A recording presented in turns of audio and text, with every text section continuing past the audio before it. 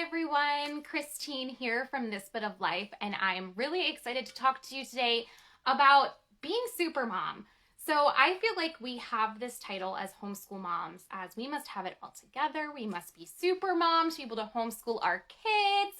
We must be so patient. We must be able to take care of all the things, right? We've got a perfect house. We're schooling our kids. We're cooking gourmet meals. I don't know about you, but that's not who I am. So let's talk about this, right? So the first thing that I hear from a lot of people when we talk about homeschooling is, oh my goodness, I'd never have the patience to do that. And then I always respond with, have you met me? How long have you talked with me? How long have you seen me parent my children? Because I am not a very patient person, but it is something that it's kind of an exciting topic for me with the whole patience aspect because homeschooling has taught me patience.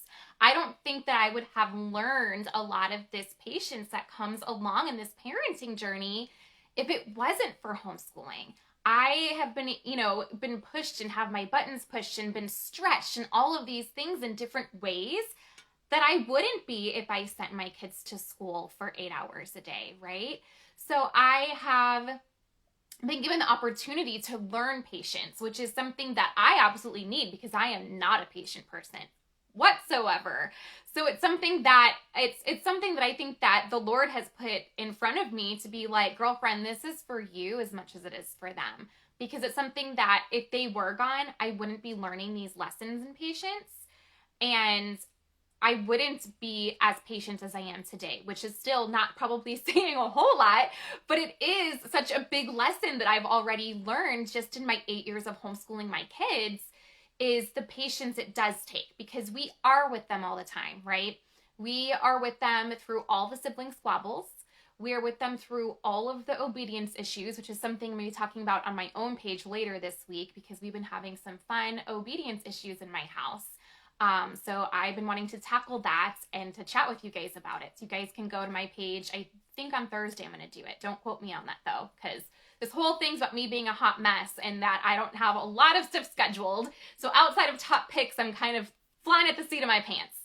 But yeah, just having those amazing opportunities to practice that patience because of having all of those, being with your kids all day and having all of those opportunities to be able to practice it. And so it's something that I look at more as a blessing than people are like, I don't have the patience for that.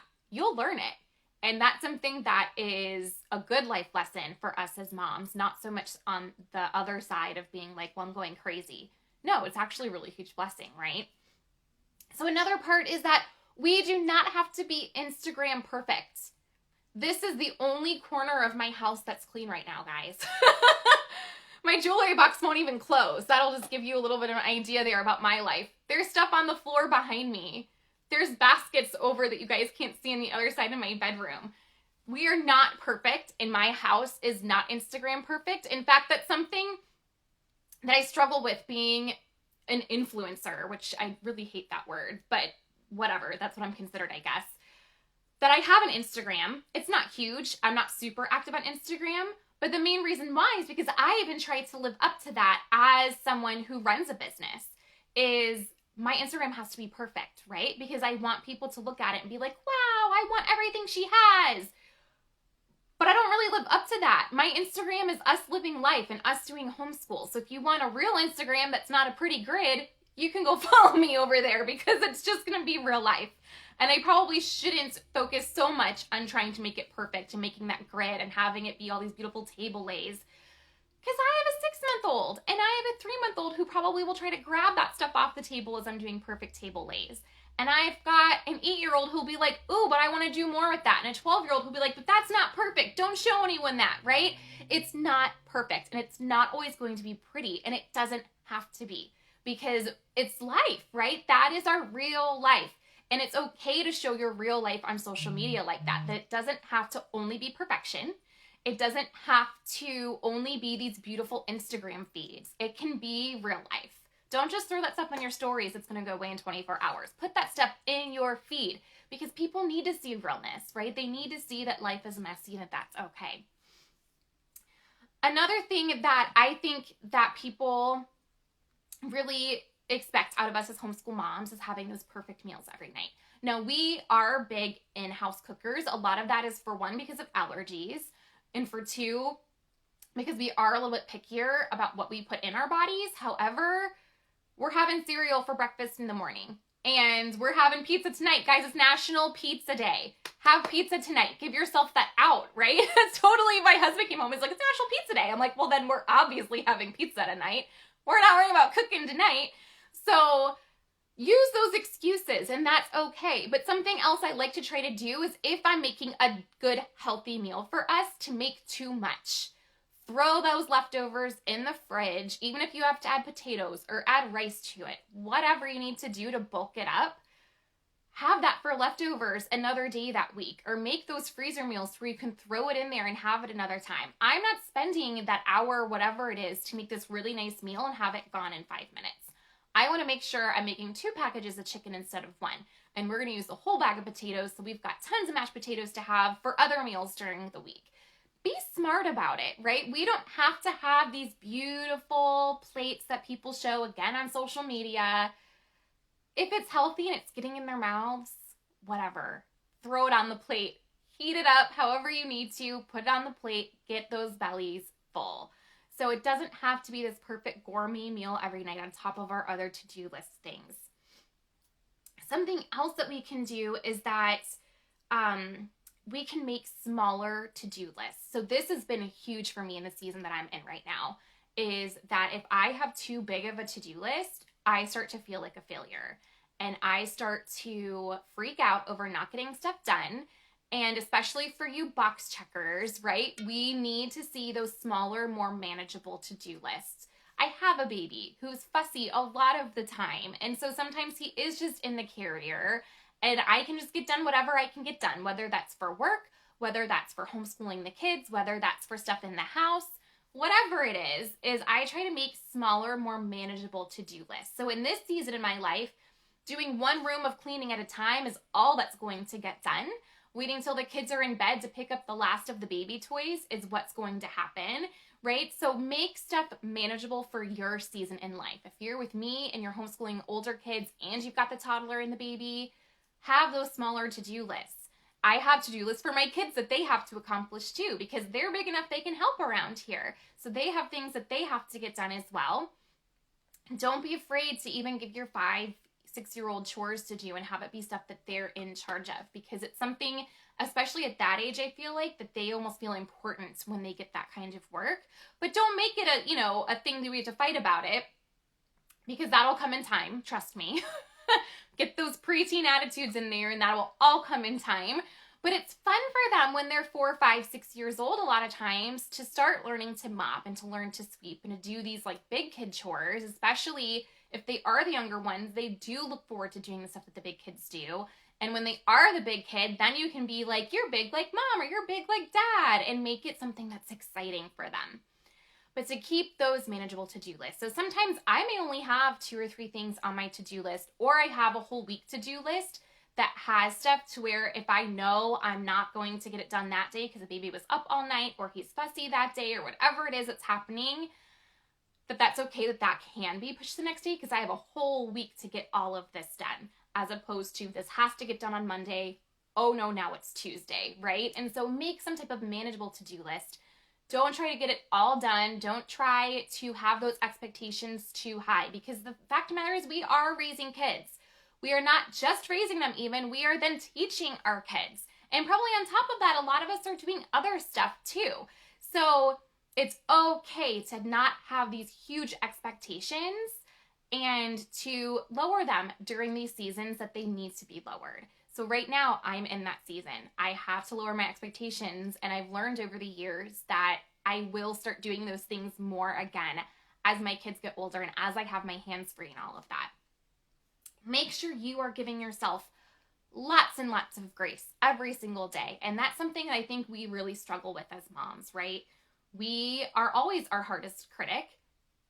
We expect a lot more out of ourselves. And so we have a hard time giving ourselves that grace. And that is something that has been given to us as a gift, that we can have that grace and that we can say it is okay to be in this season that we're in. And so to just not expect our homeschool to look like anyone else's, because it's not going to. Your homeschool is going to look very unique to your home compared to what your neighbor's doing or your best friend's doing or your sister's doing, whatever it is. And I was just chatting with a mom in another group earlier today who she was kind of in my same boat, that she had a baby and a toddler and some older kiddos. And she's just like, I'm having trouble sticking with our routine and I'm having trouble sticking to our schedule. What do you guys do? And I was very honest and I said, I give myself grace, because there are going to be those days where all that gets done is math. And that is okay if that is what needs to happen that day. And that sometimes you need to have quiet time and not get other stuff done. And if that's what's going to take for you not to yell at your children later that day, then that is what is important for you to do that day. And if all that's going to happen is read alouds that day because everyone's exhausted, you're sitting on the couch, whatever, that is okay. So if you are in a season to where you need to just hear that that is okay, I'm here to say it is okay, because you will be on the other side of that season and you will get stuff done and you will have very productive days to where you can get through all of your subjects. But then you may have those days where all that's happening is reading that book or all that's happening is doing that math assignment, and it is okay. So that is a big, big, big, big reason why I created Rabbit Trails, is that I want everything to be very manageable for families to do in their homes. I want lessons to be short, or where you can combine stuff very easily and get a lot done all at once and do kind of stuff in more of a block schedule, and that you can make it look however you need it to look for your home. It doesn't have to look the same for everyone else who's using it, and that's why I don't list stuff for Monday do this, Tuesday do this. I say, here's a lesson, run with it. Do whatever you need to do. Add stuff to it, take it away, do whatever you need to do at your child's level. And that was something that was very, very important to me while creating curriculum, is to say this is for flexibility. This is for the relaxed homeschooler. This is something that, even though it has the meat and potatoes in it, it definitely is stuff that you can flex around and you can do stuff however you need to. So if you need quick 10-minute listens every single day, you can do that. If you want to sit down and work on it for an hour, you can do that. If you want to add stuff to it because your kids are so excited about whatever topic you guys are on, you can do that. If they're not into it, you don't have to. You can take it away. They're still going to get the basics of those lessons. And so it's always been something I've been very passionate about, is finding such a good fit for a lot of homeschoolers who are in the seasons like I'm in, to where you need to be flexible. Because even if you have a little bit older kiddos and you're still trying to get that language arts done or that science done with your elementary kiddo, sometimes having those short lessons because you need to even be with your older kids is something that's really important. Or maybe it's a way that you can find ways to fit that literature or that language arts or science in with your big kids, and then boom, there's the lesson with the books and the other things that your younger one can do that still ties into your older one's lessons. So it's really, really fun to create all of that for you guys. And so I do want to shout out really quick that I do have a Valentine's lesson. Valentine's is coming up so quick, I can't believe it. I have not really talked a lot about this. So I have the Rabbit Trails through the holidays. I know a lot of you have seen the Thanksgiving and the Christmas lessons. I do have a Valentine's lesson, and St. Valentine is the main book for it. And I have an Easter lesson that's being released as soon as I get it out. The lesson's done. It just needs to be put up on my website. So I just need that moment to sit down and finish the logo for it and throw it out there. So that will be ready for you guys in plenty of time for Easter as well. But these are all through my Rabbit Trails through the holiday lessons. So you guys can do that. You can read some fabulous books about Valentine's Day. You can learn kind of the story of the background of Valentine's Day and St. Valentine. You guys can make some fun crafts, do some great things together, because all of that is school. And it is okay if school looks like holiday school and school isn't just running math drills or spelling or whatever it is, that you're allowed to count that stuff as school, because that's what it's about. It's about that love of learning, and it's about encouraging kids to embrace that love of learning so that later when they're doing that long division or later when they're doing those reports, they may actually have some passion behind it because they're not dreading doing school. They're okay with doing school and they're excited because they know that essay that they're writing is actually teaching them about history, or it's teaching them about science, and that those equations that they're doing for math are equations that people have used to launch people to the moon, right? And so when they have that love of learning behind it, it makes them excited to do school. So all of this to say is that we are allowed to be hot messes, because I am definitely one of those, and that we can still get school done, and we can still school our kids very successfully and have very awesome children come out of it at the very end. So I will put the link to the rabbit trails for the holidays for you guys down below, so you can get to that as well. But I thank you guys for joining me. Let me know how you guys are going through, like, what season are you guys in your homeschool? I'm laying it out for you where I am. What kind of season are you guys in your homeschool? What are some of the struggles that you have that you just need to give yourself some grace, and just reminding yourself, I need grace, or I need to adjust my schedule to be less to-do list for that day, or I need to make it more of a week schedule. What can work for you guys with those struggles? Let me know in the comments, and I look forward to reading through them and responding back to you. I thank you guys for joining me. I'll see you again next time.